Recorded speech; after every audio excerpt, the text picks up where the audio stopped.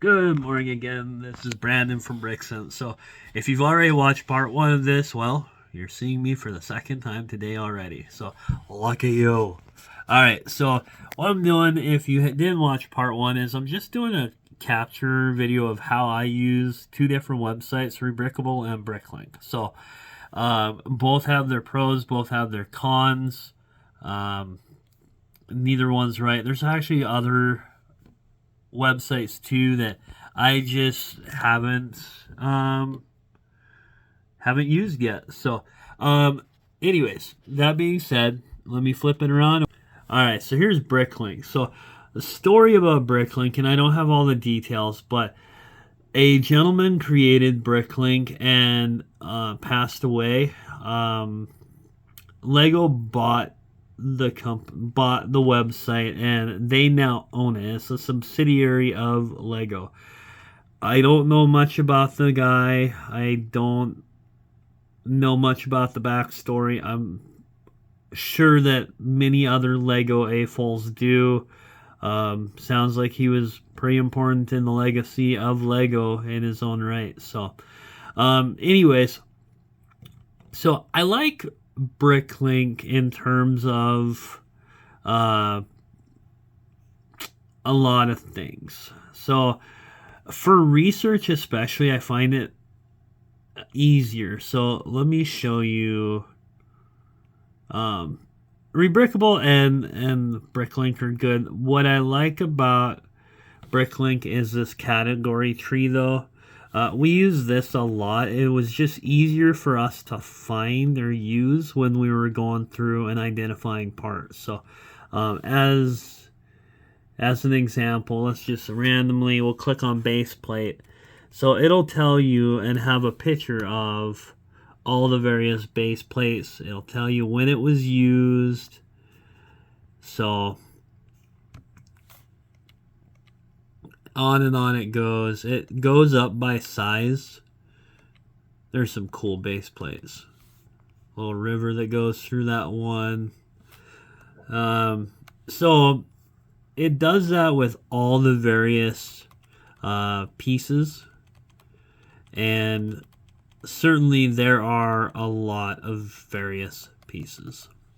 All right, so that's one way I really like using it. So it has all the sets, just like Rebrickable. It has the mocks, the minifigs. I kind of like the minifig section on Bricklink more. I'll show you that here in a minute. We'll pick a random set here. All right, so see if I'm right here. Oops. 9498. Okay, so this is that one Star Wars ship that I saw yesterday. So first thing I like about this, you can make it bigger. The Rebrickable one, I think it takes you to eBay if you try to click on it and make it bigger, if I'm not mistaken. So that being said, so just some things again that I really like. So it tells you how many pieces. They all do it. It just, I like the functionality of this one better. The minifigures, take you to a new screen. These are all pretty unique minifigs. So, has items for sale.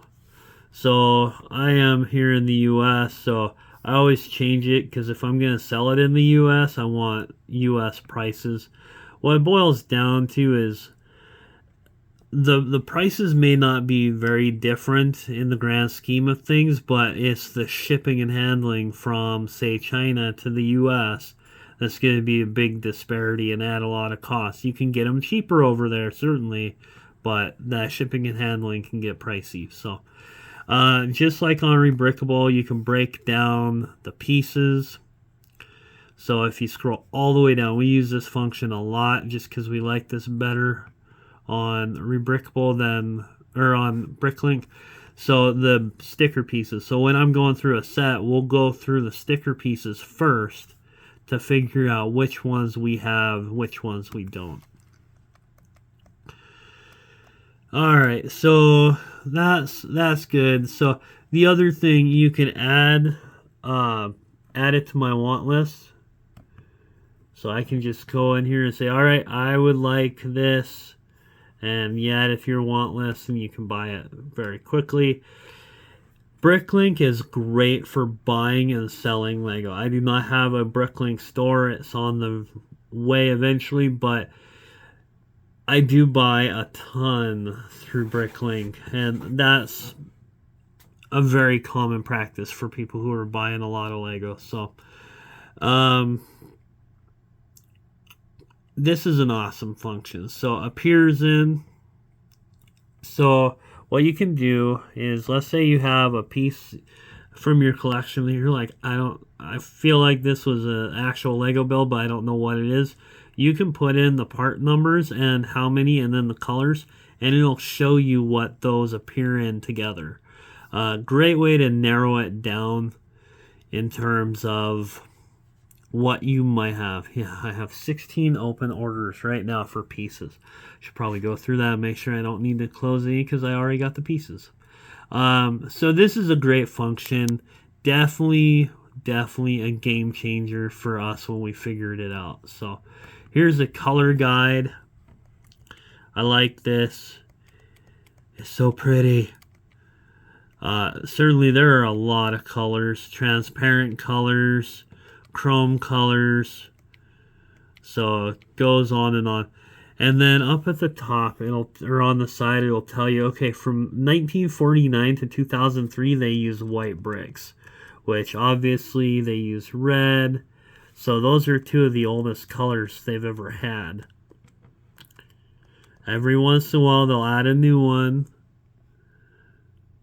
What is that? Dark yellow. Huh. Dark yellow they only use from 2004 to 2005. Very light orange only from 2000 to 2000.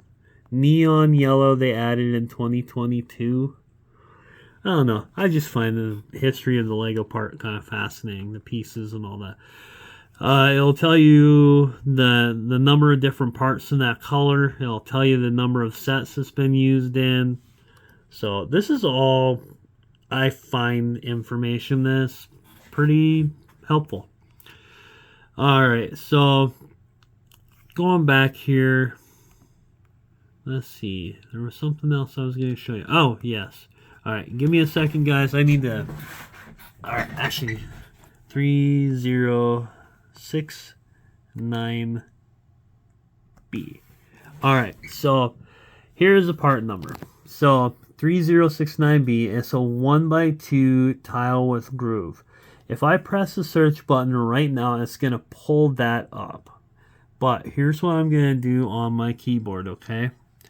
I am going to... So much pressure when you're doing it. So all I did was add the asterisk at the end. And I'll show you why that is so important. So now I'm going to press the search button. Okay, so instead of just bringing up the part like that, it's going to bring up the sticker pieces as well. So if you go over here to more options, and then let's say you want to look at it, we'll go with blue just simply because that was the one on the screen.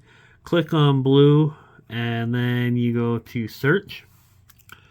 So now you can see here's a FedEx tile from set 8374. Here's Ivan. That would be the Mater, Ivan Mater or whatever, from 9479. It tells you what they are. Anytime you see a number like this, so 60141, type that in. I bet you that's the actual set number, just FYI. So, but it helps you get an idea for what sets these are in. So there's 2 pages worth. I'm not going to go through all of them. That is in the end game here. 47 different times, but you can go through and you can change that for any one of the colors, and then press search and it'll update it. So black has been used as a sticker 143 times. So obviously you'd have 6 pages to go through. So Guys, I hope you appreciated these two videos. Again, it's just how I use the two websites, how I found them helpful. There's probably more that I didn't think about at the time, but if there's something that you know that I don't know, or something that you find helpful, or uh, you have recommendations for further videos, rather, hit me up in the comments. Tell me about it, and I'm willing to do the work and exploration of those other sites. These are just the two that I use the most. I do use Brickset a little bit, Brickowl a little bit, mainly when I'm looking up pieces, but you never know. I might be missing something. So, all right, guys, you have a wonderful day. These are two videos coming at you first thing Tuesday morning. We will see you next time, my friends.